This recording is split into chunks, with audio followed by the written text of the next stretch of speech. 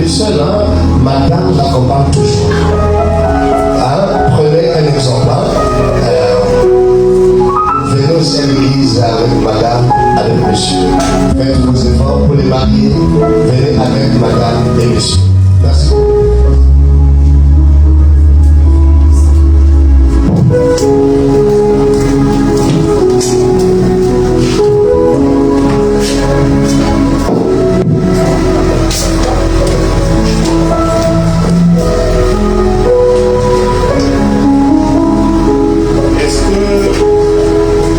S'élever pour lire la parole de Dieu. Etolenda kelema tekila na kutanga mambo ya Nzambi.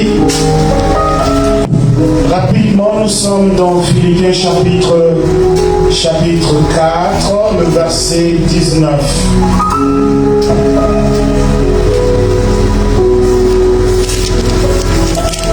Ensuite, après avoir lu le verset 19, nous allons redescendre dans le même chapitre, le verset 6 jusqu'au verset 7. Donc nous commençons par le verset 19, après nous allons prendre le verset 7 et 6 jusqu'à 7. Et mon Dieu pourvoira à tous vos besoins selon sa richesse avec gloire en Jésus-Christ. Ne vous inquiétez de rien, mais en toutes choses, faites connaître vos besoins à Dieu par des prières et des supplications avec des actions de grâce. Et la paix de Dieu qui surpasse toute intelligence humaine gardera vos cœurs et pensées en Jésus-Christ. Amen, amen. En tout cas, soyez mon interprète auprès de votre sœur ou frère qui se trouve à votre côté.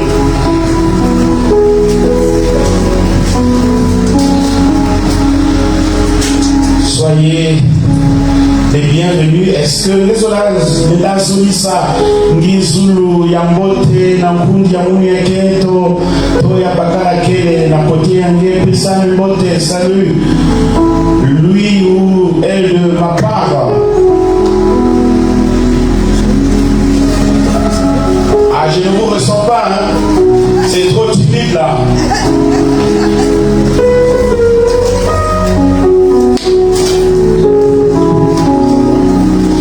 Alléluia, amen. Alléluia, amen. Oh. Alléluia, amen. Alléluia, amen. Alléluia, amen. Oh. Alléluia, amen.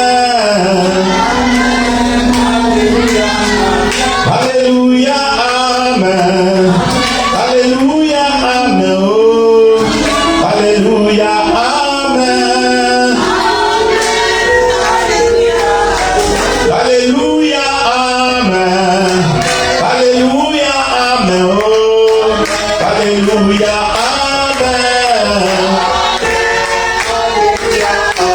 Jésus est présent. Jésus est présent. Oh. Jésus est présent. Jésus est présent. Jésus est présent. Oh. Jésus est présent. Élevons Jésus. Élevons Jésus. Oh. Élevons Jésus. Élevons Jésus. Élevons Jésus. Oh. Élevons Jésus. Umisa Yesu. Umisa Yesu. Asani Zambe. Oh, umisa Yesu. Umisa Yesu. Umisa Yesu. Chanjola Yesu. Chanjola Yesu. Azani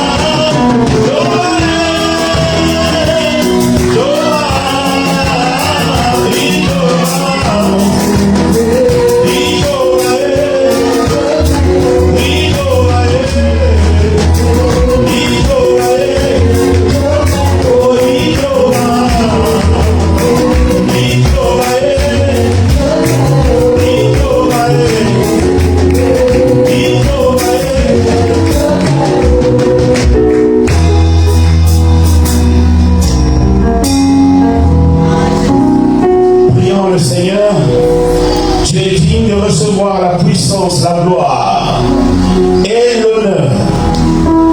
Car c'est l'esprit de révélation dans ta connaissance. Je prends autorité en ton nom et je commande à tout esprit qui ne confesse pas ta Seigneurie de quitter ces lieux présentement, sans délai aucun et ni négociation, dans le nom puissant et précieux de notre Seigneur Jésus. Merci Saint-Esprit d'éclairer notre être intérieur par ta parole. Et de la même manière que le ciel éclaire le jour, la nuit, la lune pendant la nuit, et nous voulons que présentement par la puissance de ta parole, que nos cœurs soient illuminés. C'est au nom puissant et précieux de notre Seigneur Jésus-Christ que nous avons ainsi prié et nous disons présentement tous ensemble. Amen. Amen, amen. Est-ce que tu es là? Est-ce que tu peux manifester ta présence en balançant ta main? Alléluia. Bien-aimé, je voudrais ce matin saluer tous ceux qui me suivent présentement en ligne, ou que vous soyez partout à travers le monde, à travers les quatre coins du globe terrestre. Soyez salués et l'Église Échelle vous salue tous. Que la paix de Dieu soit avec et sur vous. Et j'en profite également de la même occasion pour saluer tous les fidèles qui ont répondu présentement à ce culte, au grand rendez-vous du Seigneur. En tout cas, soyez les bienvenus et que la paix de Dieu soit avec et sur vous au nom de Jésus. Amen. Et particulièrement, je salue le père de la maison, le révérend pasteur Édouard et sa charmante épouse, en tout cas, et toute la ceinture des serviteurs de Dieu qui l'accompagnent dans cette œuvre. En tout cas, soyez salués et que la paix de Dieu qui surpasse toute intelligence humaine soit avec et sur vous tous au nom de Jésus. Amen. Ce matin, je vais parler d'un thème particulier qui s'intitule la prise en charge divine. La prise en charge divine. Et déjà, dans le texte que nous venons de lire tout à l'heure, on nous dit que, au verset 19, « Et mon Dieu pourvoira à tous vos besoins selon sa richesse avec gloire en Jésus-Christ. » Et nous pouvons dire, partant de ce passage, Dieu est celui qui pourvoit à tous nos besoins. Alléluia. Dieu est celui qui pourvoira à tous tes besoins ce matin. Aux besoins de ta famille, aux besoins quotidiens. Si tu crois en cela, tu peux dire Amen. Posons-nous donc la question de savoir c'est quoi la prise en charge divine. Mais avant de comprendre cela, allons un peu plus terre à terre pour comprendre facilement la définition de la prise en charge. La prise en charge, c'est quand une personne ou une organisation prend la responsabilité de quelque chose, comme un problème ou une situation. Mais dans la dimension divine ou dans la dimension spirituelle, nous pouvons comprendre la charge, la prise en charge spirituelle ou divine. C'est quand Dieu intervient pour aider ou soutenir quelqu'un. Je reprends, c'est quand Dieu intervient pour aider ou soutenir quelqu'un. Je suis convaincu, avant que tu n'aies terminé d'écouter ce message, quelque chose se passera dans ta vie ce matin. Alléluia. Bien-aimé, écoute. J'ai dit que c'est quand Dieu intervient pour aider ou pour soutenir quelqu'un. Et nous avons besoin tous de ce soutien spirituel. Nous avons entendu ici que Dieu est celui qui pourvoit tous nos besoins. Mais il semble-t-il que la notion de la prise en charge spirituelle est souvent mal comprise par des gens. C'est pourquoi avant d'aller plus loin dans ce message, j'aimerais vous faire comprendre que la prise en charge spirituelle peut se manifester de plusieurs manières. Je reprends que la prise en charge spirituelle peut se manifester de différentes manières. La première, c'est par des miracles. Cela peut être un événement extraordinaire qui défie les lois de la nature, n'est-ce pas? Comme des guérisons, des provisions inattendues ou des situations impossibles qui résolvent soudainement. Et ça, nous pouvons le voir également dans la vie de Anne. Mais nous allons venir, même dans la vie de Bartimée, et pourquoi pas aussi dans la vie de David. Mais nous allons revenir lorsque nous allons développer un peu ce thème. Donc, en dehors des manifestations des miracles, la prise en charge spirituelle peut se manifester par des réponses à des prières.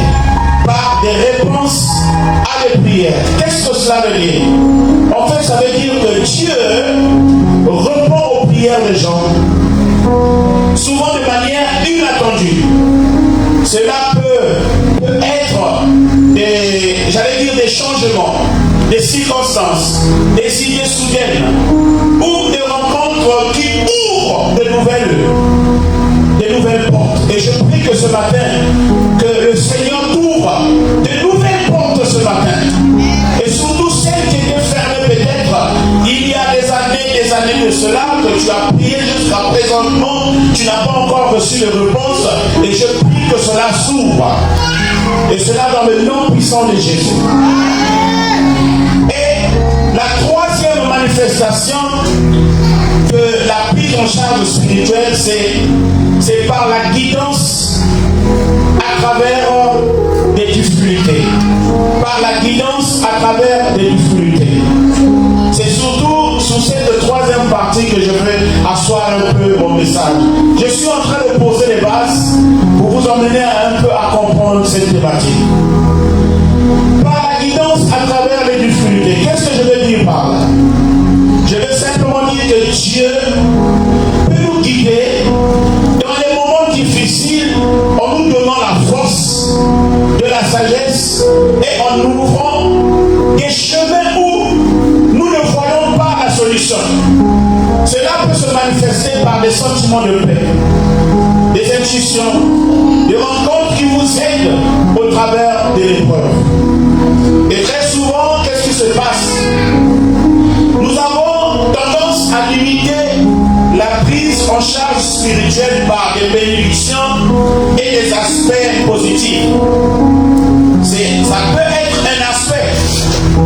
Mais quand Dieu commence à nous guider par le deuxième aspect qui constitue les épreuves, les difficultés, et c'est là où tout le monde dit, ah, on dirait, il y a tu fais.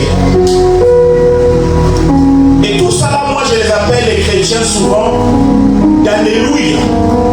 Quand Dieu bénit, Alléluia, Amen, Dieu est merveilleux. Mais quand Dieu commence à conduire par les épreuves, c'est là où on ne vient plus à l'église, on est timide, on est tiède, ou peut-être on est quoi? Ni chaud ni froid. On est même plus engagé dans l'œuvre de Dieu parce qu'il y a des difficultés qui interviennent. Écoute-moi très bien. C'est vrai, l'accent peut être mis sur les bénédictions ou des aspects positifs. C'est un aspect qu'on peut considérer. Mais il faut comprendre aussi la notion de la prise en charge divine peut se manifester à travers les épreuves. À travers les épreuves.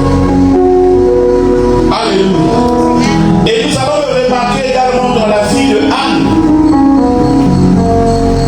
la servante Anne. Il y avait à Silo un centre spirituel où chaque année son mari montait pour venir adorer Dieu, offrir même des offrandes, des holocaustes. Mais la Bible nous dit que Anne n'était pas seule dans le foyer. Anne avait une rivale qu'on appelait aussi Pénina. Et celle-ci était en train de se moquer d'elle. Et toutefois, parfois les années c'était comme ça. C'était comme ça. Et Anne ne pouvait que pleurer au plus profond de son cœur. Et parfois les larmes chaudes pouvaient être versées d'elle. C'était pas difficile. J'allais dire, ce n'était pas facile. Et chaque fois c'était comme ça. Bien aimé, chaque fois que vous priez, vous demandez à Dieu de vous venir en aide. Et autour de vous, il y a parfois des gens qui se moquent de vous. Ou parfois le chemin devient plus difficile. Le chemin devient plus rocailleux. On ne sait plus à quel sein parfois faut-il vouer ses problèmes. On a comme l'impression, on prie dans sa chambre, nos prières frappent le plafond et retombent encore sur nous sans aucune réponse. On ne peut que pleurer et parfois on court derrière le pasteur de nuit comme de jour pour que ce dernier puisse intervenir. Mais la main de Dieu parfois est loin d'être expérimentée. C'est en ce moment-là, vous pouvez vous mettre finalement à la place de Anne.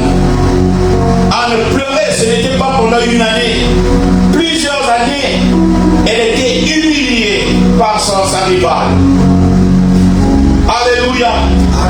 Mais je ne sais pas qu'est-ce qui se passe dans la vie de Anne.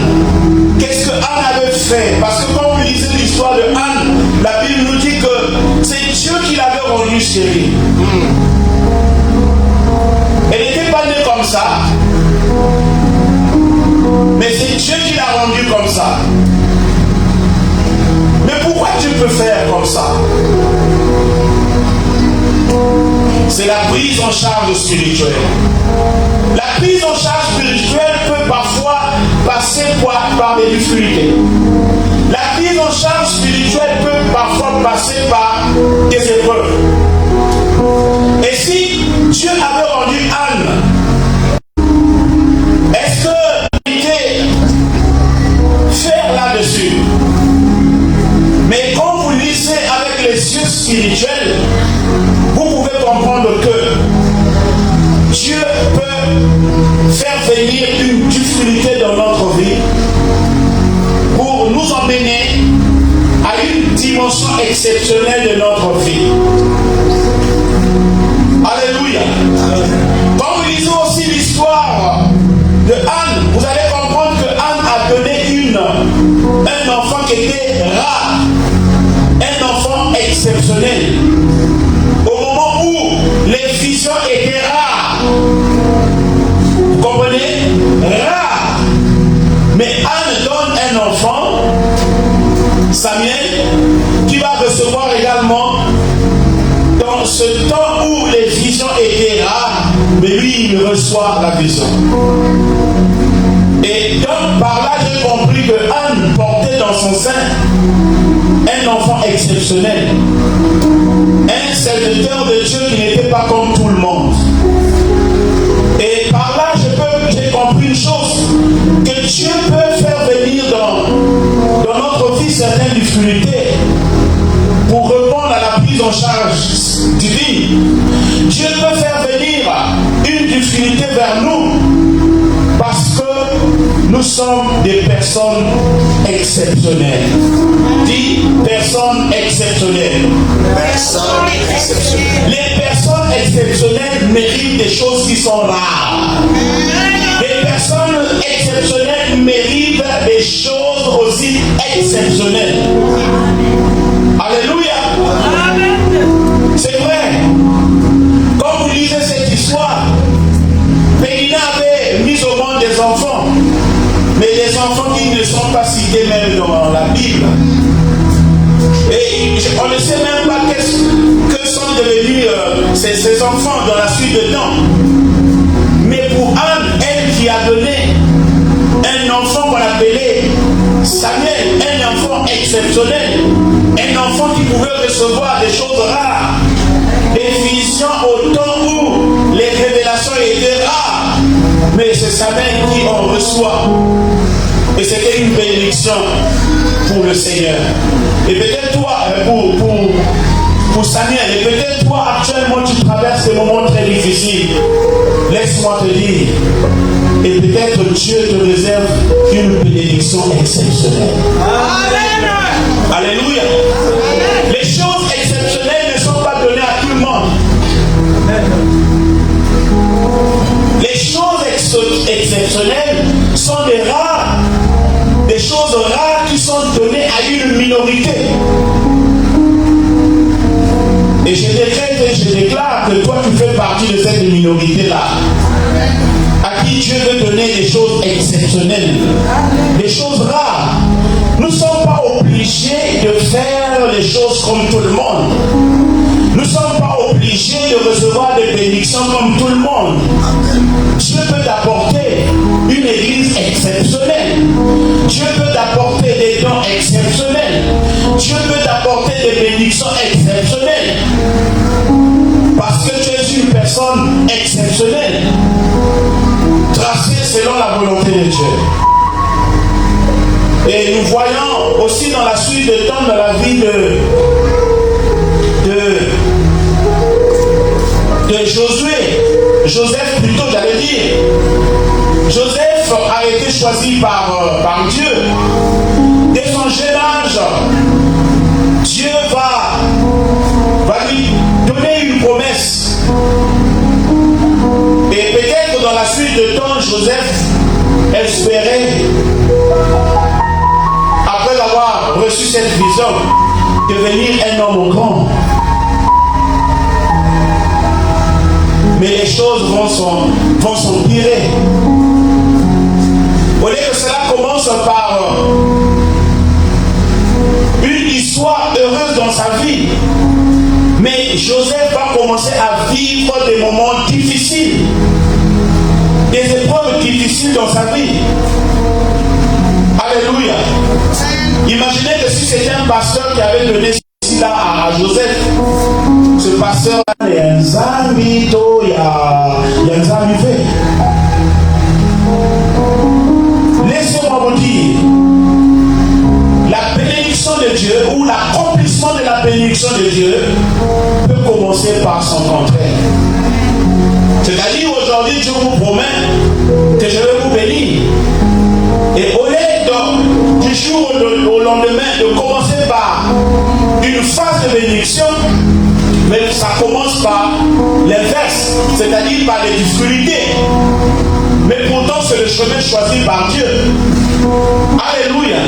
On risque parfois de rejeter cette prise en charge et se dire, ah, on dirait, Dieu n'est plus avec moi, Dieu, on dirait, m'a rejeté, parce qu'on est en train de vivre des moments difficiles de sa vie. Bien-aimés, écoutez, dans la vie de Joseph, Dieu l'a promis qu'il serait grand. Grand.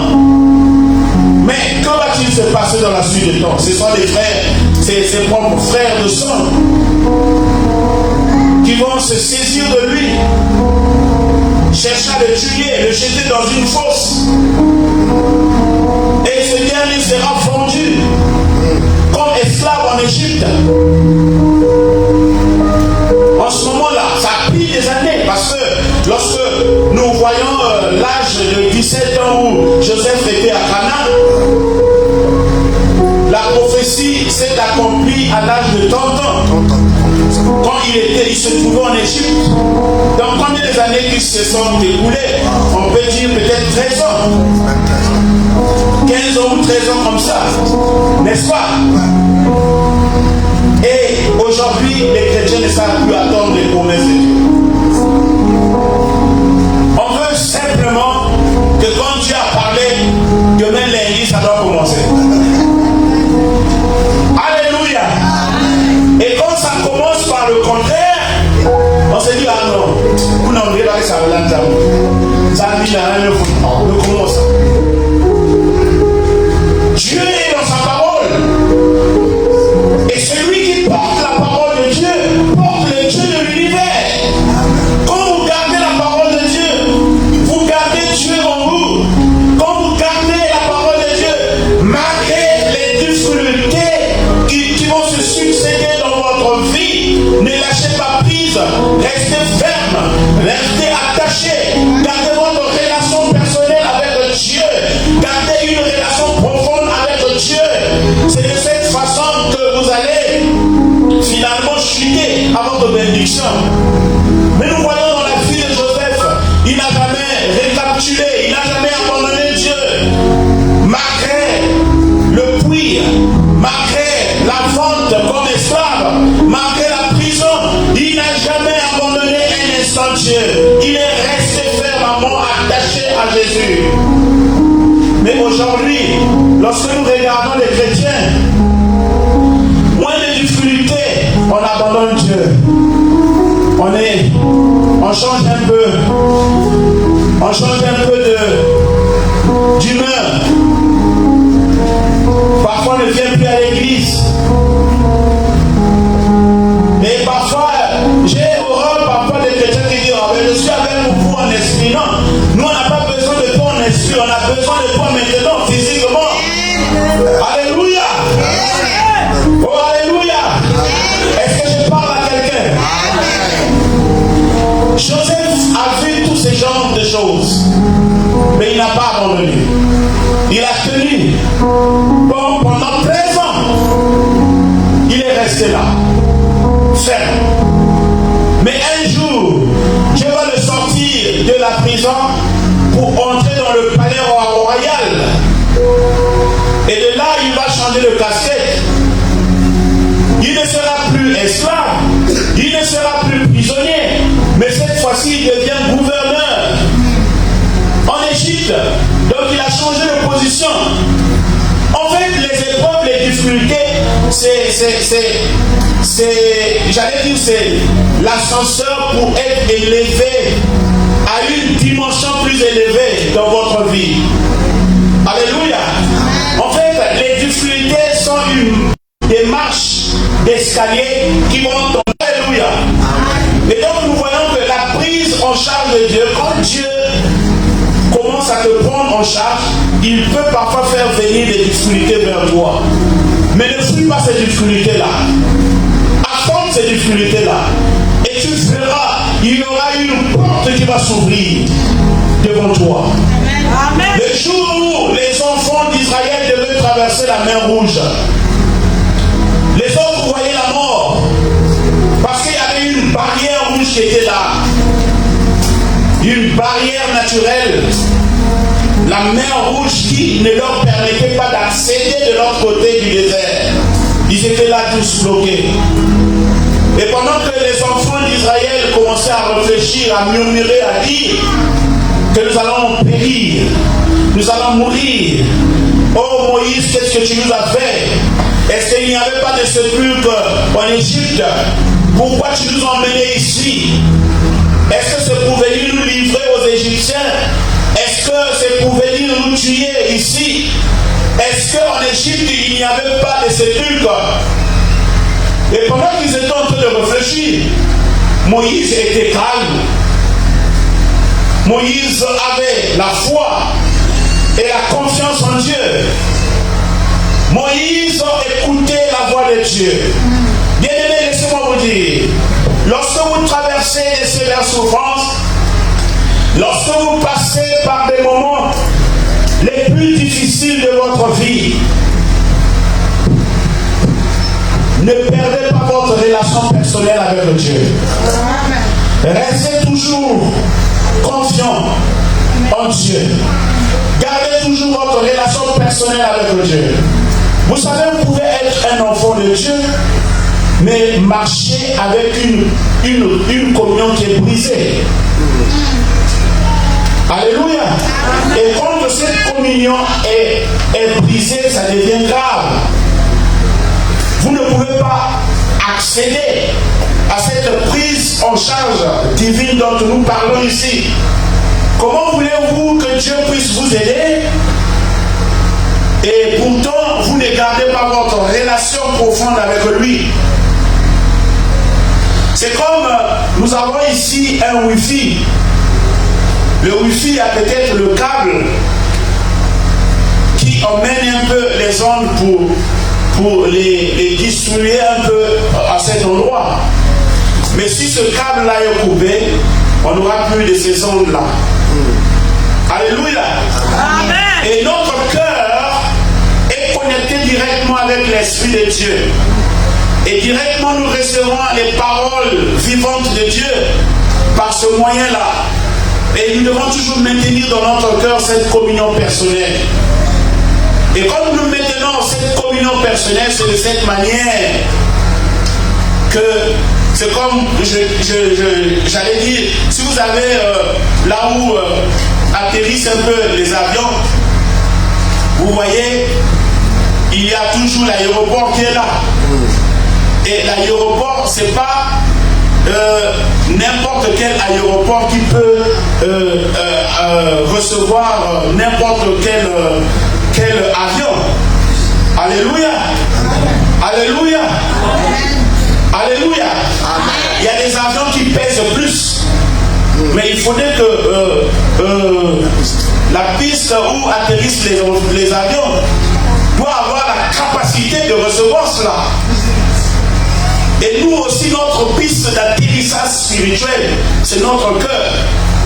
Et notre cœur qui garde notre relation avec Dieu doit avoir cette capacité toujours d'être connecté pour recevoir en temps réel et normal la bénédiction qui vient de la part de Dieu. Oh, alléluia! La bénédiction qui vient de la part de Dieu. Et là, Moïse n'était pas troublé, n'était pas perturbé. Même si les autres pouvaient parler ça et là, même si les autres pouvaient murmurer, mais lui, il a gardé cette relation profonde avec Dieu. C'est à partir de cela qu'il va recevoir l'information de Moïse. Écoute, mais pourquoi ce peuple-là murmure? Quand ton bâton étant là, vers les eaux de la mer, il a fait quoi? Il a obéi à la parole de Dieu, à la voix de Dieu. Et il y aura une autoroute qui va permettre aux enfants de Dieu ou d'Israël de passer de l'autre côté du désert. Bien-aimés, malgré vos difficultés, malgré vos épreuves, si vous marchez toujours avec Dieu, laissez-moi vous dire que vous ne voulez ou pas, il y aura une porte qui va s'ouvrir devant vous. Alléluia. Amen. Les enfants d'Israël voyaient la mer rouge comme une barrière naturelle. Mais pendant ce temps, Moïse, avec ses yeux spirituels, il voyait une route pour accéder de l'autre côté du désert. Du désert pour être conduit à Canaan, la terre promise. Et je décrète ce matin, devant cette même difficulté qui t'empêche d'accéder à une destinée glorieuse, devant cette difficulté, laisse-moi te dire, c'est là où Dieu va effrayer un chemin. C'est là où Dieu va te bénir. Là où les gens t'ont insulté, c'est là où Dieu va t'élever. Là où les gens ne veulent pas te sentir, c'est là où Dieu va susciter une destinée glorieuse dans ta vie. Alléluia. Et ce n'était pas nulle part où, ce n'était pas ailleurs où Bartimée a été élevé. Ce n'était pas ailleurs où Bartimée a été transformé. Vous savez, Bartimée c'était un mendiant. Mangeant assis au coin de la rue, à Jéricho, n'est-ce pas, à l'entrée du Jéricho. Mais qu'est-ce qu'il faisait? Il demandait de l'argent. Mais à d'autres qui pouvaient passer, cracher sur lui, non, je te donne rien. Alléluia. Bartimée était humilié. Et il avait même un manteau désagréable à voir. Mais malgré toutes ces difficultés-là, les gens ont voulu faire quoi? Le repousser, le faire taire. Mais à cet même endroit-là, c'est là où Dieu a donné le recouvrement de vue à Bartimée. Oh, je prie ce matin, là où les gens n'ont pas vu une issue dans ta vie, c'est là où Dieu va effrayer un chemin pour changer le cours de ta vie, pour changer le cours de ta situation. Si tu crois cela, dis Amen. Oh, Amen très fort encore. Dieu va ouvrir les portes. Les gens pouvaient empêcher Bartimée. Les gens pouvaient le retenir. Mais quand la prise en charge divine a été déjà engagée, même s'il y a eu une difficulté, même s'il y a des barrières, même s'il y a des obstacles, aucun d'eux ne pourra arrêter la prise en charge de Dieu. Alléluia. La difficulté deviendra une porte pour ton élévation. La difficulté deviendra une porte pour ton ascension. La difficulté deviendra une porte pour ta bénédiction. Il ne faut pas parfois voir les difficultés de mauvais côté. Alléluia. Il faut parfois voir les choses de la bonne manière. Nous le voyons aussi dans la vie de David. Son père avait plusieurs enfants, ils étaient au nombre de 8. Mais David bakaka yann mosi mwana suka bonge kwenda fonfon na bafore kuna ngeba na kutuila ka babibulu. Vous voyez ça? Je peux dire que le papa, est-ce qu'il était vraiment responsable ou irresponsable?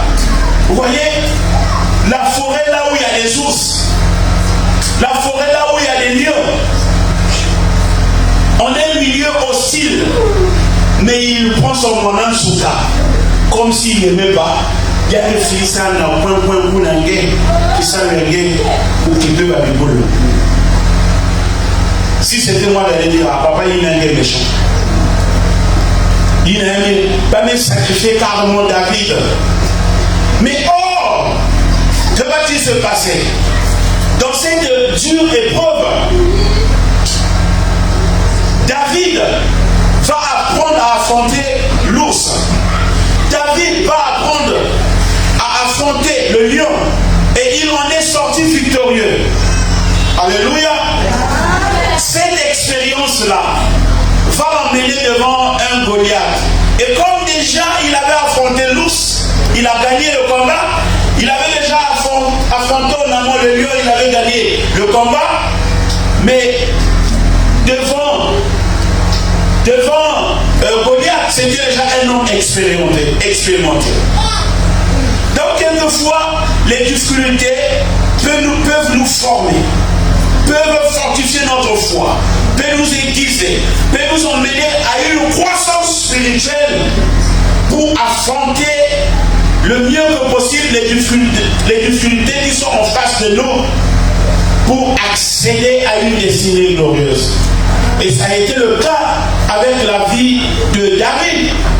Pour affronter Goliath ou pour entrer dans le palais royal, pour qu'il soit élevé au rang de roi, il devait affronter un jour l'ours dans la forêt, le lion dans la forêt, et un autre jour, il devait affronter Goliath pour être introduit comme roi dans tout Israël. Waouh! Des difficultés en difficulté. Mais il est rentré dans la cour de Dieu. Or, je prie que tes difficultés t'emmènent à la cour de Dieu. Or, je prie que les difficultés que tu traverses maintenant soient une porte ouverte qui va t'introduire à une destinée glorieuse. Or, si tu crois en cela, dis Amen. Et que cela arrive dans ta vie. Que les choses changent. Alléluia. Écoutez-moi. Un jour pendant la guerre, je suis arrivé à Colisée. Les autres avaient fui à Boko et tout. Et moi, je me suis retrouvé à Colisée. Et là-bas, j'étais seul. Je ne savais pas comment se rejoindre les deux bouts du mois. Vous savez, c'était une difficulté. Qu'est-ce que j'ai commencé à faire? Je suis allé voir une sœur qui m'a montré comment faire la broderie. Et j'ai commencé à faire les draps des... J'ai réfléchi. J'ai dit, mais qu'est-ce que je vais faire? J'ai dit, en ce mois-là d'avril, mai, juin, les femmes tombent beaucoup enceintes. Donc moi, je veux confectionner aussi les draps. Mais pour les confectionner, il faut apprendre la broderie. Et j'allais prendre. Et quand j'ai appris, je suis rentré dans le marché, j'ai acheté les popelines là. Et vous commencez ça la broderie. Vous tournez la drap. Après, laissez la peine à la fleur. Comme j'étais un bon dessinateur, mais tout là bien même décoré. Et j'en avais peut-être 3 ou 4. Mais ça tous les awa. Je rentre dans le marché de Dolisé. Batrayangoyo. Les gens regardaient comme ça. Mais ça c'est papa qui? N'est-ce pas le pasteur? Moi je ne m'occupais pas. Batrayangoyo. Les gens regardaient là. Et si j'allais voir une sœur, me dit, oh, mais papa, on t'a vu au marché là. Oui, mais c'était bien moi. C'était une difficulté qui m'ont mené là. Mais après avoir vendu les draps, j'ai eu l'argent pour commencer à faire face aux deux bouts de moi. Et quand je suis revenu à Brazzaville, j'avais assez d'argent pour commencer une activité.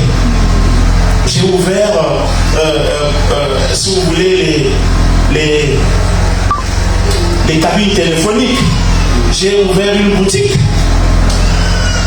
Alléluia. Et à cette époque, quand nous avons commencé la cabine téléphonique, la paie était à 250 francs. C'est pas comme aujourd'hui, il y a des forfaits, mais là-bas, on a fait quand même du bénéfice. Alléluia. Et ça m'a mené à un autre niveau. Il y a des gens qui peinent parfois à avoir des ressources financières pour commencer une activité. Mais moi, de 2000, je suis passé à 800 000. Alléluia. Ce qu'il a fait avec moi, il peut le faire avec toi. Alléluia.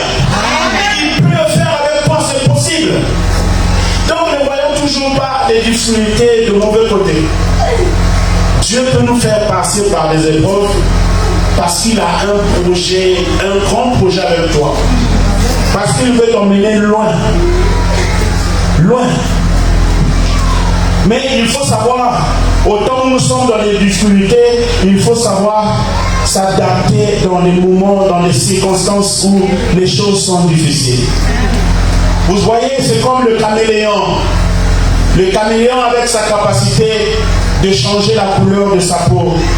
Qu'est-ce qui se passe? Lorsqu'il arrive dans un milieu, facilement il fait quoi? Si les arbres, les feuilles ont la couleur verte, le caméléon aussi prend cette couleur-là. Donc le caméléon se fond même dans la nature, dans l'environnement dans lequel il se trouve. Et c'est une excellente image qu'on peut prendre ici. Et nous devons apprendre à nous adapter par rapport aux difficultés qui viennent dans notre vie. Alléluia. Il faut s'adapter. Le caméléon change de couleur. Mais toi aussi, par rapport aux difficultés que tu dois faire, change de couleur. Ça veut dire quoi? Tu dois t'adapter. Tu dois te rebondir de nouveau. N'est-ce pas? Pour une vie beaucoup plus meilleure. Apprendre à nous adapter aux circonstances. en changeant de vie. Donc cela implique parfois d'être flexible. Mais avant tu attends que tu aies bouger vers humilité et élevé. Alléluia.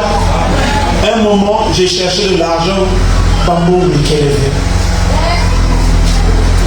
Mais puis, quand il y a un pasteur, il y a un homme de Dieu. Autant de Acted. C'était une association. Vous voyez dans la ville, on écurait les caniveaux là. On est là, le doigt dit ça, ou quand la vassalité, qui en a dit qu'il n'a qu'à faire un caniveau. Acted. Et à cette époque-là, il y avait d'autres qui travaillaient à Mongali, à Potopoto, mais nous travaillons la transition, il y a Congo. C'était pas facile, hein? Pour côté se peine, n'a pas beau dire, ma sincérité, pour passer ça, c'était une difficulté. Mais j'ai dit non, l'argent n'a pas de couleur. Je dois rentrer. J'ai travaillé. J'ai sorti la salité. Les gens me regardent. Mais ça, c'est un bébé de frère. Mais qu'est-ce qu'il fait là? Le frère ou les sœurs, vous voyez, non, c'est pas normal. Mais quand on travaillait à ciel ouvert, on avait 3000 francs. 3000 francs le jour. Quand on travaillait à ciel fermé, on avait 4000. Alléluia. Et donc facilement à la fin du mois, tu pouvais te faire l'argent. Et mais sois pas bon. Mais sois bon. Mais là, il fallait faire quoi? Il faut parfois être flexible. Pour la savoir, nous papa nous aider, orgueil aider, mais qui dit ça, soit brisé devant parfois certaines circonstances, soit brisé. Et c'est comme ça nous voyons que le caméléon se fond dans la nature. C'est l'image un peu de la flexibilité, de l'adaptation. On doit s'adapter dans n'importe quelle situation.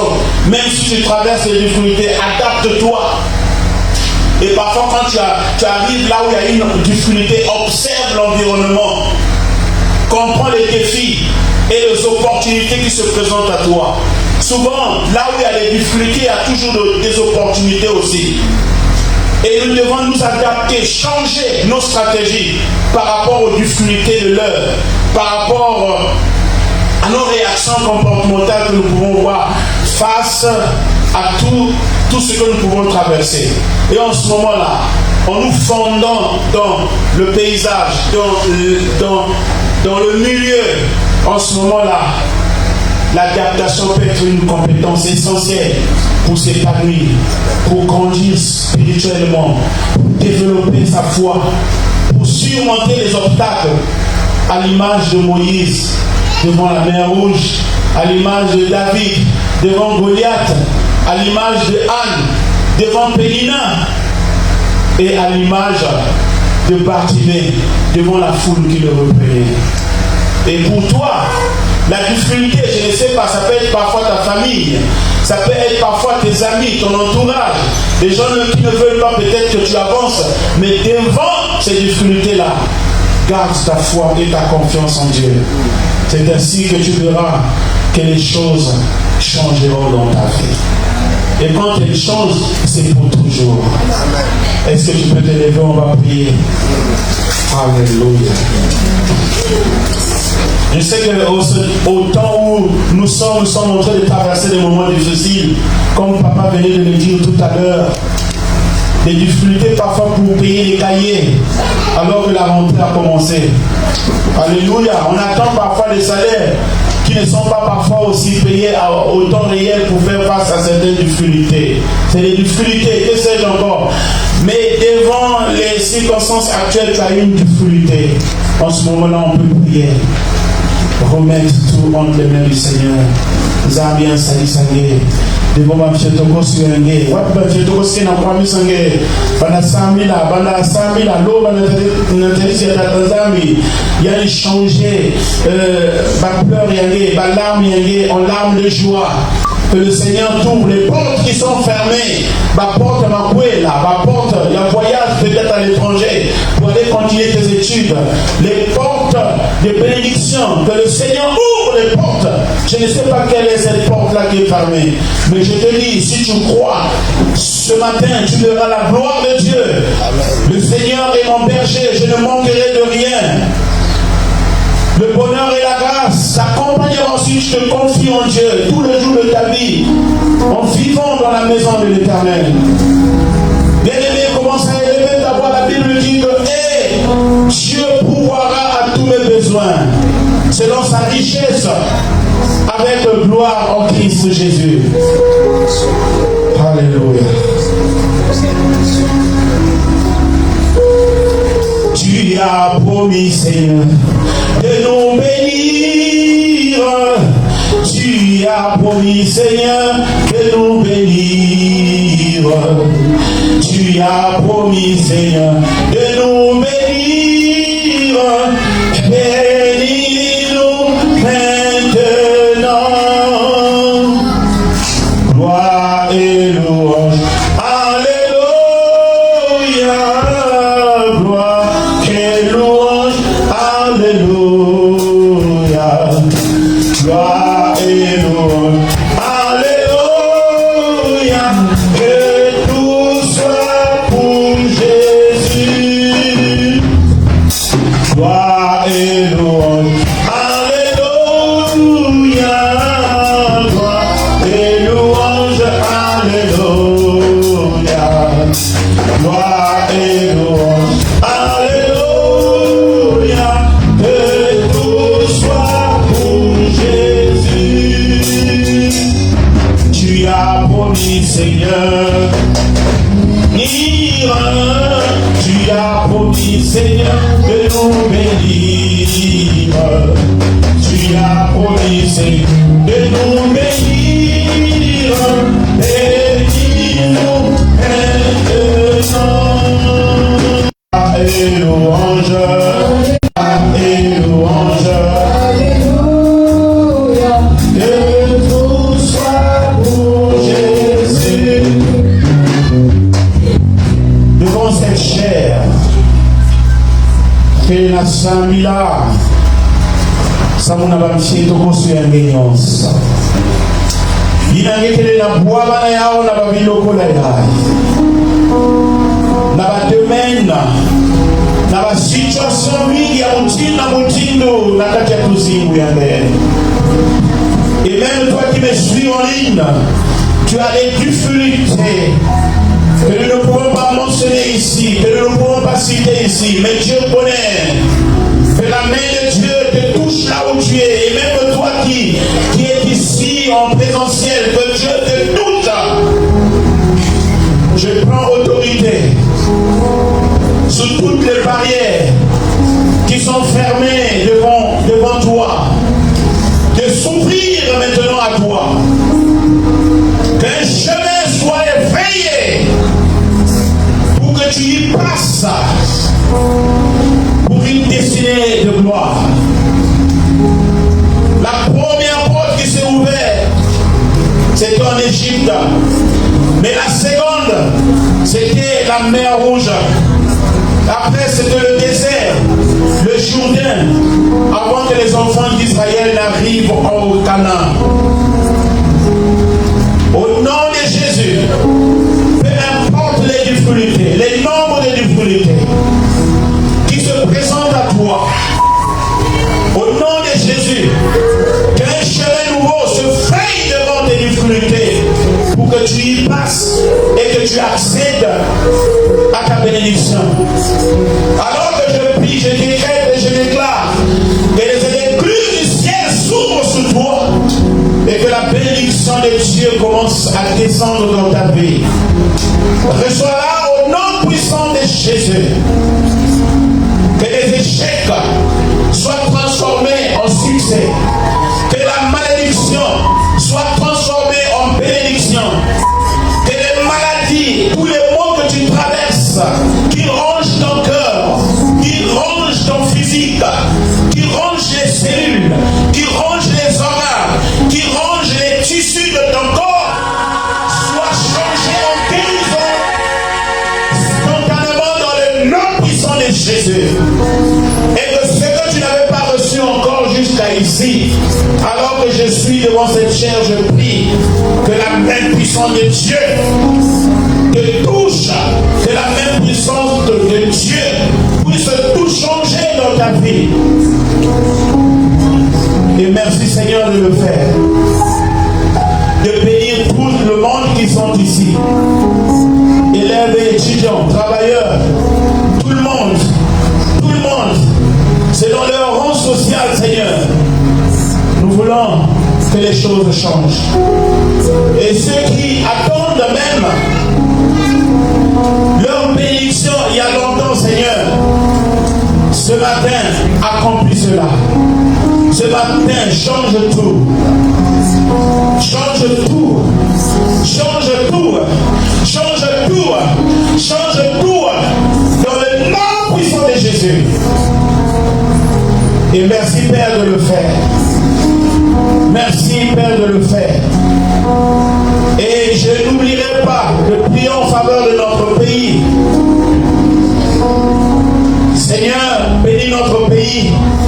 Bénis également nos autorités, ceux qui nous dirigent, ceux qui ont un poste de responsabilité, que ce soit à l'hôpital, à l'enseignement, à l'université, à l'immigration, partout ailleurs, Seigneur. Nous voulons que ta main tendue, forte, puissante, puisse les accompagner pour une vie glorieuse et pour une vie meilleure demain. Nous avons ainsi prié. Nous disons ainsi Amen. Amen. Amen. Amen.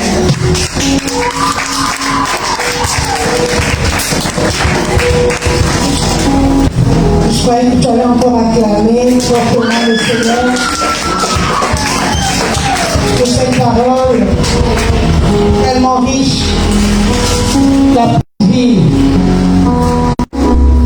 la prise en charge ne se fait pas voir juste on est bien dans l'entrepôt quand nous avons tout ce que nous désirons, et même dans les épreuves, le Seigneur prend soin de nous. Dans les maladies, dans les problèmes de tout genre, le Seigneur prend soin de nous et sa main n'est jamais loin. Si on arrive à tenir dans certaines difficultés, c'est parce que la main de Dieu est avec nous. Cette même maladie qui te tracasse, il y a certaines personnes qui sont déjà mortes de ça. Mais par la grâce de Dieu, tu es encore en vie. Ça demande que le secours divin est toujours là. Alors, soyons dans la joie parce que Dieu prend réellement soin de nous. Amen. Alors, avant de continuer, on est presque à la fin. Je vais appeler Maman Colette pour les informations. Le pasteur Edouard,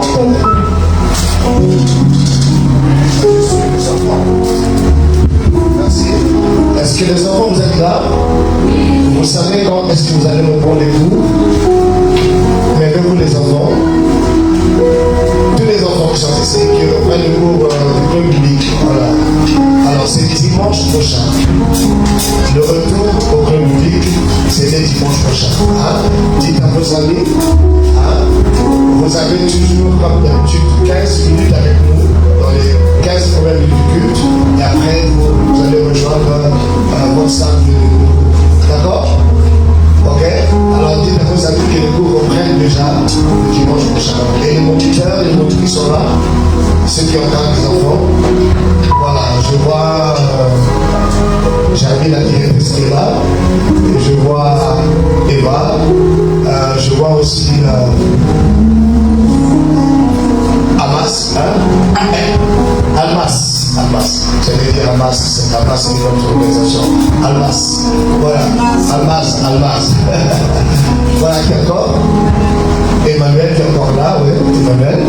Alors donc, dites aux encadreurs, dites aux enfants, amenez les dimanches prochains, leurs cours reprennent déjà. Hein, du club public pour les enfants et adolescents. D'accord? Alors que le Seigneur soit avec vous et vos parents. D'accord?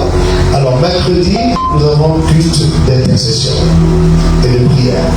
Et c'est bien. bien aussi d'être là. Hein? C'est bien d'être là parce que c'est bien de prier.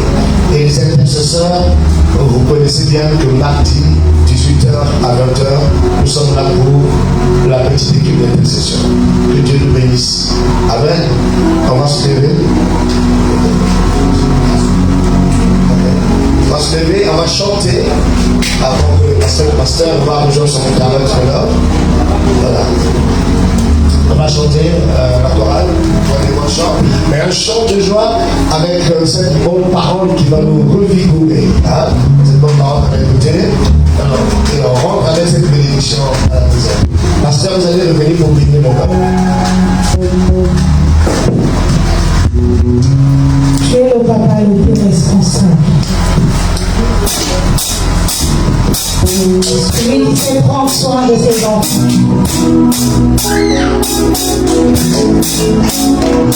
es le papa le plus responsable. Amen. Amen. Amen. Alléluia. Amen. Le plus responsable. Amen. Amen. Amen. Alléluia.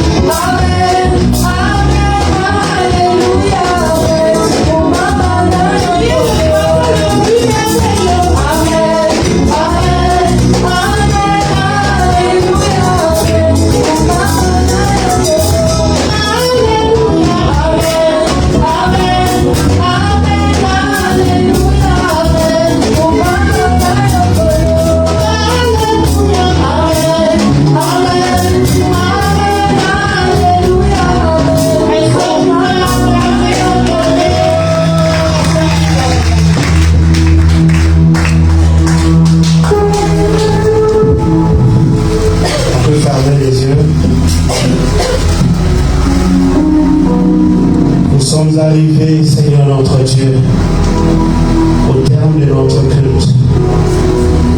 Mais nous pouvons nous séparer sans recevoir de ta part ta bénédiction. C'est pourquoi, Seigneur,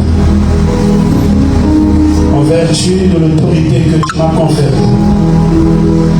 je décrète et je déclare sous ce peuple que l'Éternel fasse lui sa face vers toi et qu'il t'accorde sa grâce. Que l'Éternel Dieu tourne ses regards vers toi et qu'il t'accorde sa bénédiction.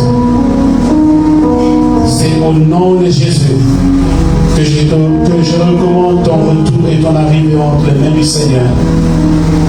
Nous avons ainsi prié, nous disons présentement Amen. Amen. Amen. Entrez dans la paix du Seigneur.